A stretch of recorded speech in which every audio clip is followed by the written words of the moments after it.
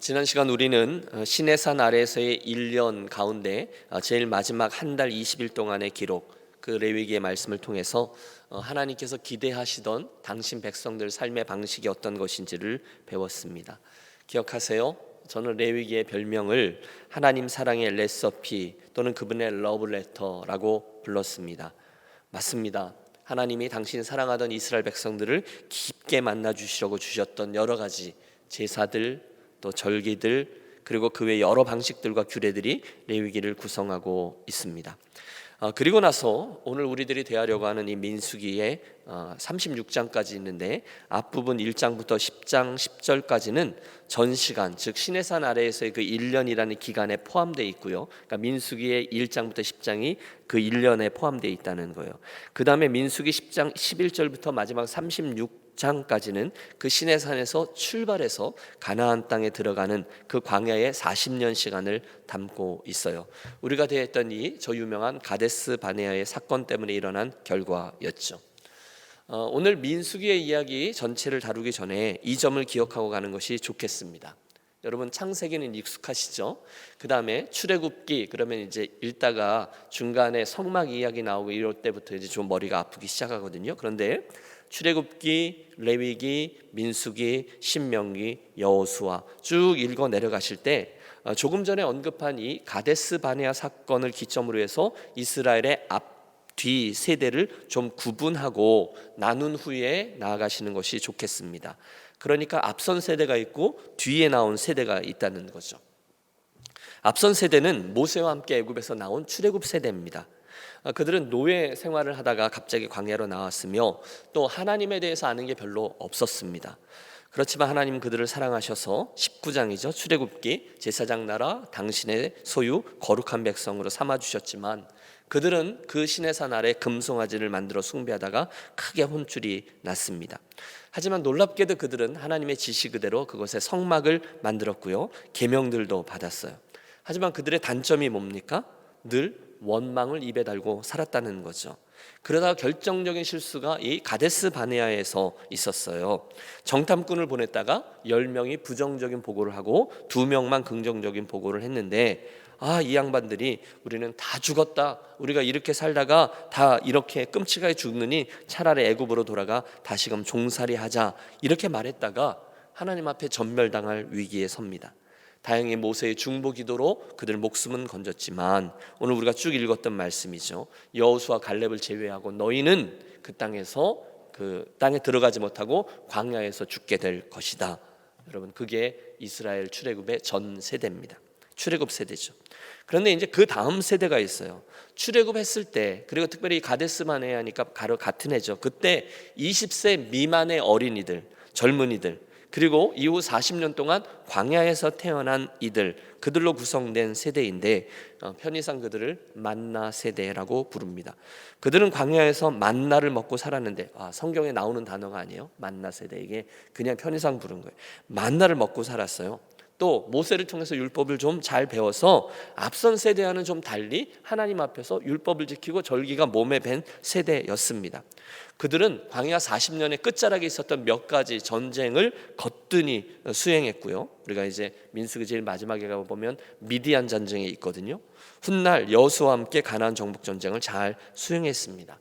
그들은요, 그 땅에 들어가기 직전에 이제 다음 주에 우리가 만나게 될 건데 신명기서를 통해서 모세에게 교육도 받았고요. 훗날 우리가 자녀들에게도 율법을 잘 전승하고 계승시켜야 되는구나라는 것도 알게 되었습니다. 하지만 그들 또한 모세와의 약속을 저버리고 일단 들어가긴 잘했는데 후손들에게 신앙을 전수하는 것은 잘 못했어요. 그 결과 그들의 다음 세대, 세 번째 세대죠. 그들은 그 어두운 사사시대를 통과하게끔 되었습니다. 자, 출애굽 세대와 만나 세대 이해가 되셨죠? 이 점을 염두에 두고 말씀드린 출애굽기부터 여호수아까지 읽으면 도움이 됩니다. 자, 오늘은 민수기예요. 민수기. 그러니까 백성들을 셌다, 카운트했다는 거죠. 그래서 영어로는 민수기가 넘버스입니다. 왜 백성들을 세었을까요? 목적이 세 개입니다. 우선은 군대를 편성하기 위해서입니다. 광야에서는 피치 못할 전쟁을 해야 되고 이제 가나안 정복 전쟁을 해야 됐기 때문에 지파별로 어떻게 군대를 편성할 것인가, 그런 목적이죠. 두 번째는 가나안 땅에 들어가서 그 땅을 분배해야 되는데 인구 숫자를 고려해서 땅을 나눌 목적입니다. 세 번째는 제사장들의 숫자와 그 제사하는 백성들의 숫자를 이렇게 맞추어야 했기 때문이에요. 그래서 인구조사가 필요했습니다. 몇 번 인구조사를 했을까요? 2번 했습니다. 처음에 가나안 땅에 나오기 위해서 출애굽했을 때 초기에 한 번, 그리고 제일 마지막 40년 후에 들어가기 직전에 또 한 번. 그런데 놀랍게도 40년의 세월을 보냈음에도 불구하고 이 두 가지 인구조사 결과가 비슷했어요. 여러분, 이건 거의 기적입니다. 그들이 통과해낸 광야의 삶이 얼마나 열악한 거예요. 여러분, 농사를 짓고 안정적으로 살았거나 성곽을 짓고 편안하게 사는 게 아니었잖아요. 텐트 치고 그 열악한 광야를 40년을 보냈는데 전혀 인구가 줄지 않고 그대로 유지되었다. 우리 하나님의 특별한 돌보심 때문이었죠.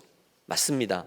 민수기를 읽으면요, 하나님의 광야 시대에 그들과 함께했던 자상한 배려들이 가득 나오고 있어요.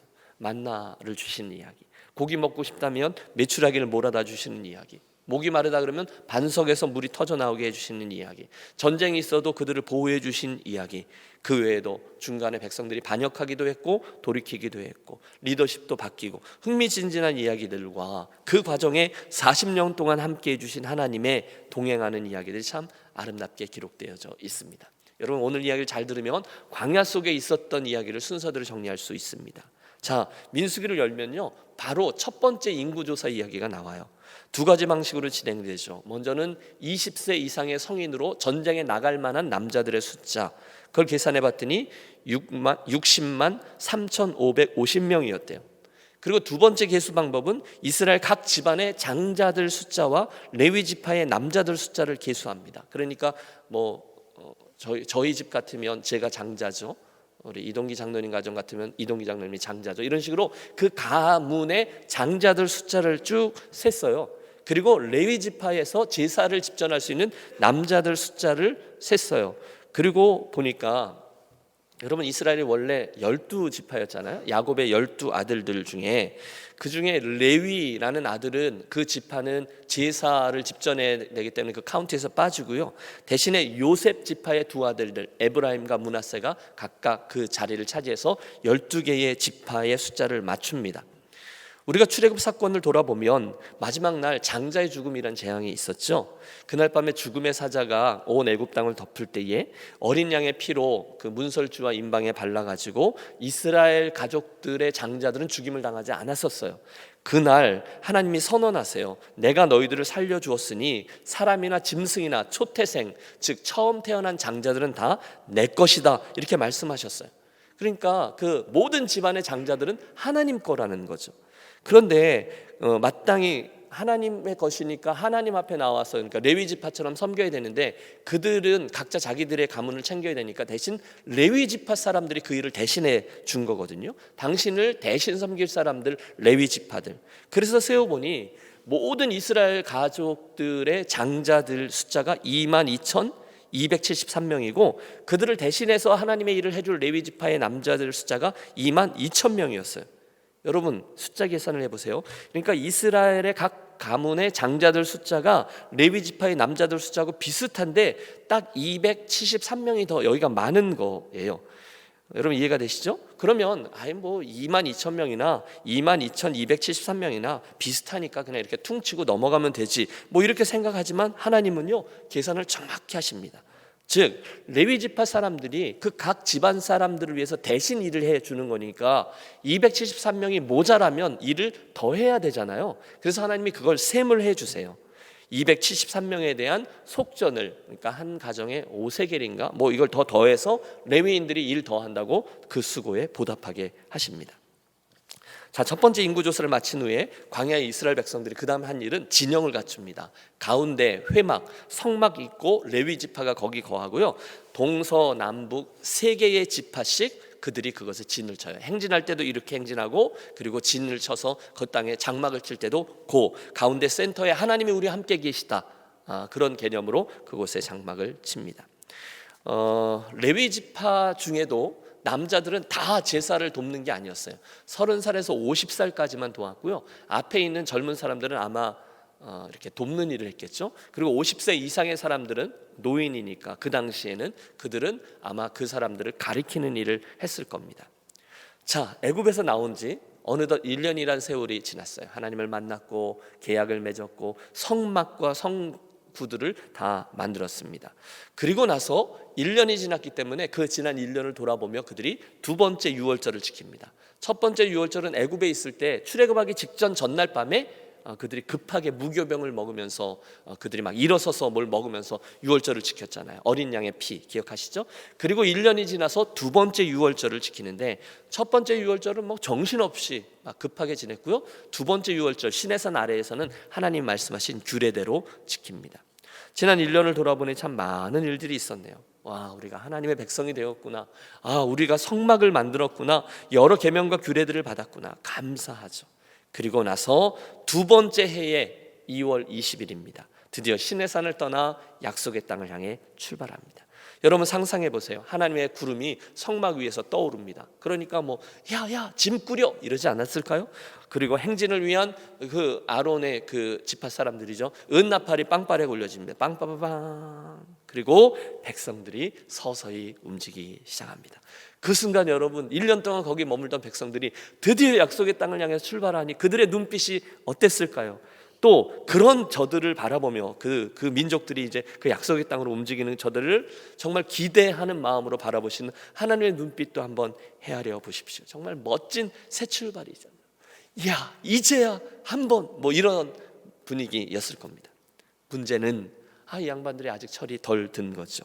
하나님의 마음을 잘 이해하지 못하고 사소한 것들에 집착해서 원망과 불평을 쏟아 놓습니다. 그래서 중간에 모세가 진짜 힘들었어요. 그래서 하나님한테 가서 하나님 저 너무 힘듭니다라고 이야기하자 하나님은 당신의 장로들 70인을 세워서 당신의 영을 부어주심으로 그들이 막 예언들을 하게 합니다. 그러면서 모세의 동력자들 됨을 확인시켜주죠. 또 고기가 없다라고 불평하는 사람들에게 어마어마한 메추라기들을 몰아다 주십니다. 우리 하나님이요 정말 그걸 뭐라 그러죠? 이렇게 좀 마음이 상하면 그냥 메추라기들 곱게 갖다 주지 않으시고 쏟아놓으세요. 입에서 정말 노린내가 날 정도로 다시는 고기 얘기하지 못할 정도로 어마어마한 양을 쏟아 주십니다. 또 그 원망과 불평은요 백성들뿐이 아니라 모세와 가까이 있었던 아론과 미리암에게도 있었어요. 미리암 그리고 형 아론, 누나하고 형이죠. 모세가 구스 여인을 취했다라는 이유로 그를 비방하며 깎아내립니다. 여러분 가까운 사이일수록 비방을 조심해야죠. 그런데 순간 하나님이 모세 편을 드세요. 미리암이 나병에 걸려버리고 아론은 벌벌벌 떨며 용서를 구하고 당연히 모세가 하나님께 고쳐달라고 기도했지만 하나님은 이미 마음이 상하셨죠. 미리암 너는 7일 동안 진영 밖에 머물며 별을 받은 후에 나음을 얻으면 들어오라 말씀하십니다. 여러분 이 과정을 통해서 하나님이 그 리더의 권위를 세워주십니다. 물론 이 모든 여정 속에 모세는요 화내지 않아요. 그는 온유함과 충성으로 그 일을 잘 감당합니다. 그러던 중에 광야 40년의 기간이 확정되는 가데스 바네아의 사건이 벌어지죠. 정탐꾼들을 보냅니다. 그들은 시내산에서 떠난 지 오래돼서 가데스 바네아에 이른 게 아니에요. 그 광야가 넓어 보이지만 사실 그들이 40년 동안 헤맬 거리는 아니거든요. 그런데 그 남쪽에 있는 시내산에서 바란 광야 쪽으로 올라가서 저 위에 있는 그러니까 가나안 땅에 바로 밑에 있는 가데스 바네아라는 곳에 이르러 12지파에서 선발된 차세대 지도자 10명들을 40일 동안 그 안에 들여 보냅니다. 그들이 잘 살피고 돌아와서 보고를 하는데 여러분 이게 웬일입니까? 그 보고의 자리에서 10명의 의견과 2명의 의견으로 나뉘었죠. 여러분 우린 잘 압니다. 그 10명의 정탐꾼들은 그 땅의 사람들이 너무 크고 그들이 살고 있는 성곽이 너무너무 든든하며 그들에 비하면 우리는 메뚜기와 같다. 우리는 절대로 못 들어가니 차라리 애굽으로 돌아가자라고 얘기합니다. 여러분 틈만 나면 애굽 얘기를 하는 거죠. 반면에 여호수아와 갈렙은 옷을 찢으며 절규하죠. 아니다. 그 땅은 여호와께서 우리에게 주신 땅이다. 그들의 보호자는 그들에게서 떠났고 우리는 여호와가 계시니 그들을 두려워할 필요가 없다. 그러나 백성들의 마음은 이미 상했어요. 그래서 돌을 들어 그 여호수아와 갈렙을 쳐 죽이려고 했습니다. 순간 그 10명의 정탐꾼들의 말을 듣고 그들의 마음이 다 무너진 거죠. 이 모습을 보던 하나님께서 오히려 마음이 상하셨어요. 왜냐하면 이스라엘 전체가 하나님을 향한 믿음을 저버리고 뭐라고 이랬다고요? 애굽으로 돌아가자고요. 다시금 종살이 하자고요. 여러분, 이 이야기는요, 하나님의 지난 처사를 다 무시하는 거죠. 하나님의 저 위대한 출애굽 사건, 그들이 여호와의 여호와 되심을 보았거든요. 또 그것뿐이 아니에요. 그 전부터 500년 전, 그러니까 아브라함을 맨 처음에 하나님 택하시고 아브라함에게 언약을 주셨잖아요. 내 자손들이 애굽으로 내려가서 4대 후에 돌아오리라, 이런 약속을 주셨고, 그 약속을 야곱도 믿었고요, 요셉도 믿었거든요. 그런데 이 모든 이야기들을 이스라엘 백성들이 스스로 포기한 걸 의미하죠. 하나님 너무 속상하셔서 일단 그 10명의 부정적인 정탐꾼들을 그 자리에서 죽이십니다. 원망을 내뱉던 백성들도 다 진멸해버리고, 모세 너로부터 내가 새로운 민족을 일으키겠다 말씀하시지만, 여러분, 모세가 또 살려요. 간절한 중보기도로 하나님의 마음을 되돌려놓습니다. 그러나 여러분, 분명한 것은 그 일로 인해 오늘 우리가 대했던 말씀이 그 이야기예요. 광야에서 40년을 보내게 되었습니다. 그 정탐했던 하루를 1년으로 계산해서 가나안 땅에 너희 민족이 들어가기는 하겠지만 20세 이하하고 앞으로 태어날 이들만 들어갈 것이고, 불평하고 다시금 애굽으로 돌아가자고 했던 너희 출애굽 1세대들은 너희들은 이 땅에서 장례를 치르게 될 것이다. 예, 여러분, 200만 명을 계산해 보면 40년으로 나누어 보면 하루에도 수백 구의 시신들이 광야에 묻히면서 1세대가 지나갑니다. 그리고 더 놀라운 게 뭔지 아세요? 그들을 죽이고 그렇게 마음 상하신 하나님, 저 같으면 토라져 있을 텐데 그 다음날 아침에 여전히 그들을 위해 만나를 내려주세요. 여러분, 저만 감동스러운가요? 하나님이 저와 여러분을 향한 마음인 거죠.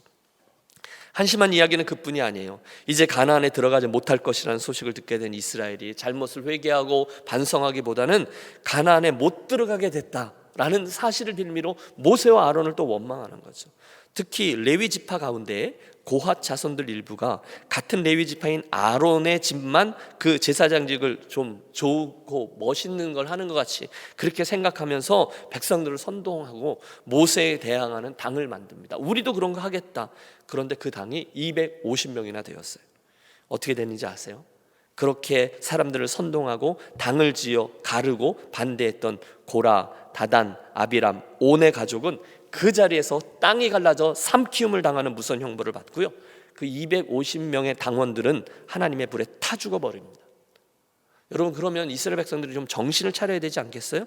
그런데 여전히 반성하지 않고 원망과 불평을 계속했어요. 원망과 불평이 전공 같아요. 그러자 하나님이 진노를 발하셔서 연병을 주시고 14,700명이나 죽게 됩니다. 그리고 하나님이 아론 편을 드시는 거예요. 야, 안 되겠다. 너희 지파들마다 지팡이를 갖고 와. 이렇게 해서 그 지팡이 12개를 갖다 놓은 후에 그날 밤에 누구의 지팡이에만 꽃이 피고 열매가 맺힐까요? 예, 아론의 지팡이에 열매가 맺히는 기적을 보여주면서 나머지 사람들의 입을 싹 다물게 하셨습니다. 그리고 그걸 하나님의 궤에다가 넣죠. 여러분 시간 괜찮으세요? 계속 좀 해보겠습니다. 우리가 민수기를 다루니까요. 그 다음으로 중요한 사건은 무리바와 반석 사건입니다. 이스라엘 백성들이 또 모세와 아론을 원망해요. 이번에는 물이 없대요. 레파토리는 똑같죠. 어째 우리를 애굽에서 나오게 해서 이렇게 고생을 하게 하는가? 우리는 무화과도 없고 포도도 없고 이것도 없고 저것도 없고 제일 마지막에 물도 없고. 물론 광야에 그런 게 없죠. 그러나 대신 그들은 하나님을 가졌거든요. 그분은 매일 메추라기를 주셨어요. 고기 타령을 하면 입에서 노린내가 날 때까지 메추라기를 몰아 주셨다니까요. 그런데도 그들은 없는 것을 세며 하나님과 모세를 원망합니다. 물 달라고. 순간 하나님이 모세에게 이렇게 말씀하세요. 잘 들어보세요. 반석에게 명령하여 물을 내라, 이렇게 시키십니다. 그런데 주목할 건 이겁니다. 그 반석에게 명령하여 말로 해서 물이 나오게 해라라는 건데, 모세가 혈기가 돈 거죠. 여러분, 혈기가 나오면 실수하잖아요. 그래서 이스라엘 백성들 보니까 복장이 터지는 거죠. 내가 이 반석에서 물을 내랴 이러면서 지팡이로 반석을 2번이나 내려칩니다. 물론 물은 터져 나오죠.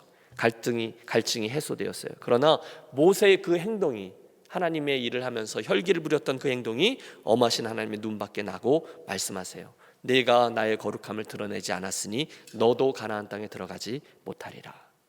여러분, 우리는 모세 편 들고 싶어요. 하나님, 모세가 얼마나 고생했는데요. 그거 한 번 실수한 걸 갖고 그걸 가지고 가나안에 못 들어가게 하시는 건 좀 심하시지 않으세요? 좀 봐주세요. 우리 그러고 싶어요. 솔직히 여러분, 말로 물을 내라라고 말하는 것과 지팡이로 치면서 내려치는 것은 뭐 얼마나 큰 차이가 있다고 그러세요.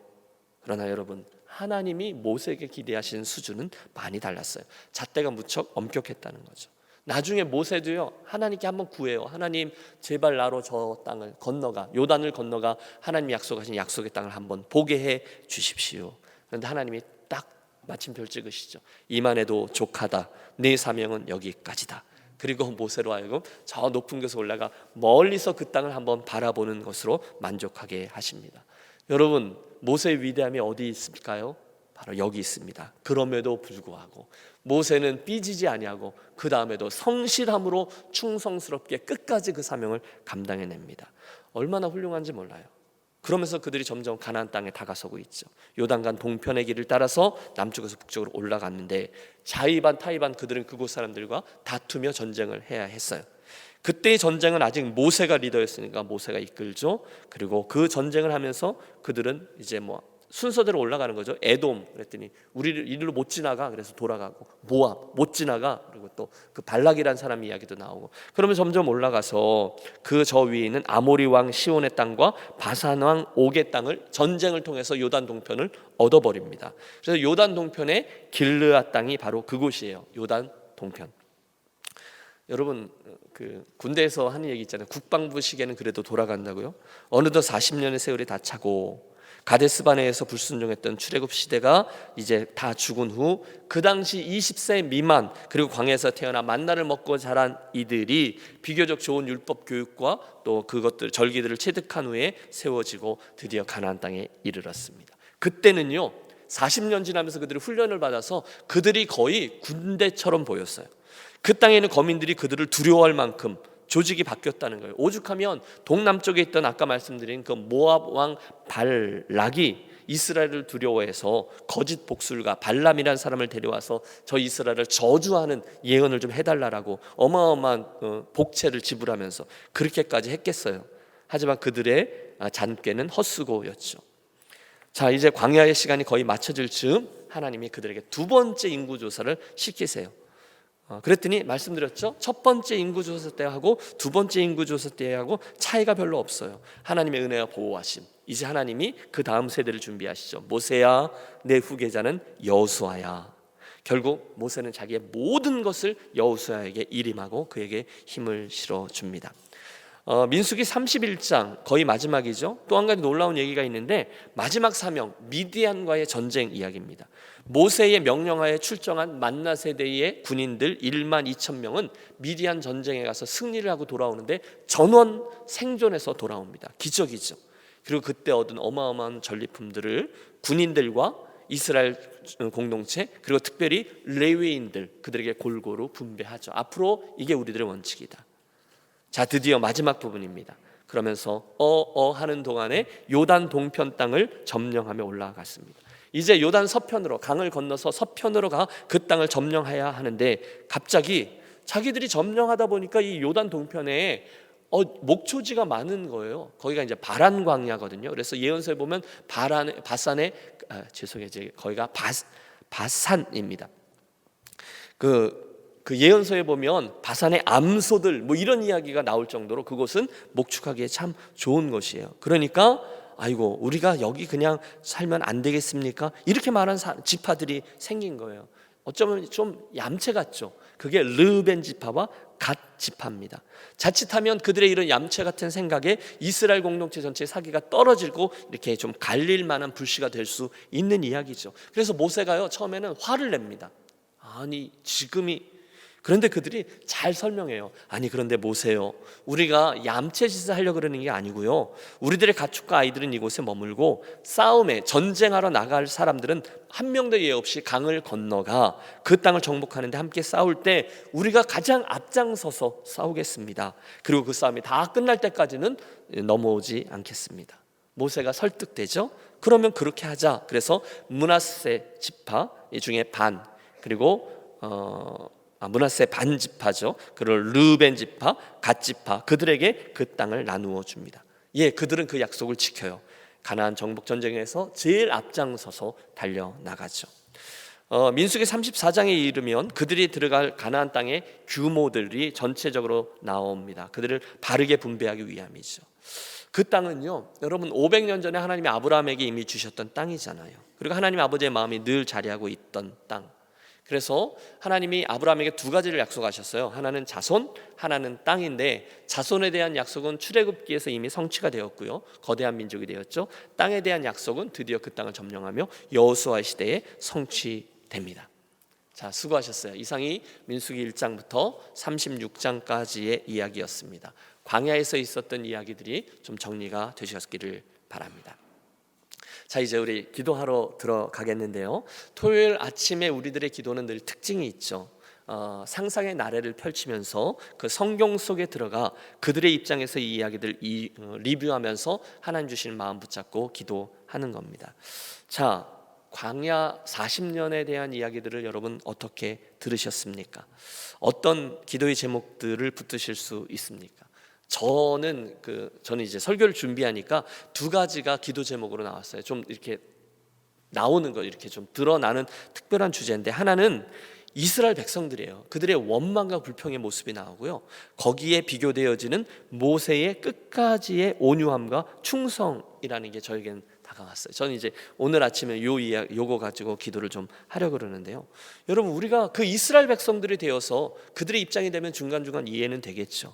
우리들의 모습을 반추해 보겠습니다. 그러나 원망과 불평을 내 입에 달기 살기보다는 그 똑같은 어려움 중이지만 내가 온유함과 충성됨으로 내가 이 여정을 걸어가리라. 여러분, 우리 이민생활이 어떻게 보면 광야의 여정 아니겠습니까? 통과해 내야 하는 것 아니겠습니까?